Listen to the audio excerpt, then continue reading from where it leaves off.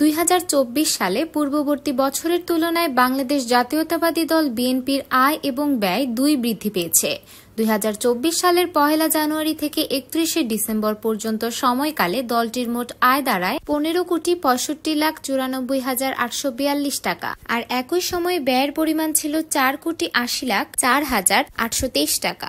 গত 27 জুলাই বিএনপির একটি প্রতিনিধি দল নির্বাচন কমিশনে গিয়ে ওই বছরের জানুয়ারি থেকে ডিসেম্বর পর্যন্ত আর্থিক প্রতিবেদন জমা দেয়। পরবর্তীতে সাংবাদিকদের সঙ্গে কথা বলার সময় প্রতিনিধি দলের প্রধান ও দলের জ্যেষ্ঠ যুগ্ম মহাসচিব রুহুল কবির রিজভী এ সংক্রান্ত বিস্তারিত তথ্য তুলে ধরেন।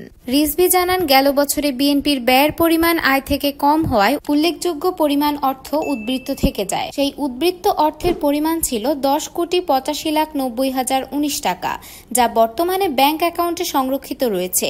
2023 সালে বিএনপি যে পরিমাণ আয় করেছিল তা ছিল 1,10,80,151 টাকা, যেখানে ব্যয় হয়েছিল 3,65,23,970 টাকা। তিনি আরো বলেন, 2024 সালে দলীয় অর্থের উৎসগুলোর মধ্যে ছিল মাসিক সদস্যপদ চাঁদা, প্রকাশনা বিক্রি, ব্যক্তি ও প্রতিষ্ঠান থেকে প্রাপ্ত অনুদান এবং ব্যাংকে থাকা টাকার উপর প্রাপ্ত সুদ।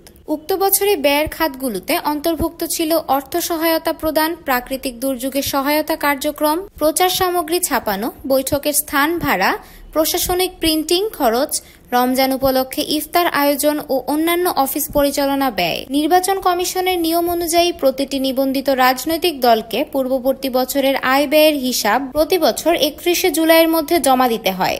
সেই নিয়ম অনুসারে বিএনপি এবার সময়মতো প্রতিবেদনটি জমা দিয়েছে।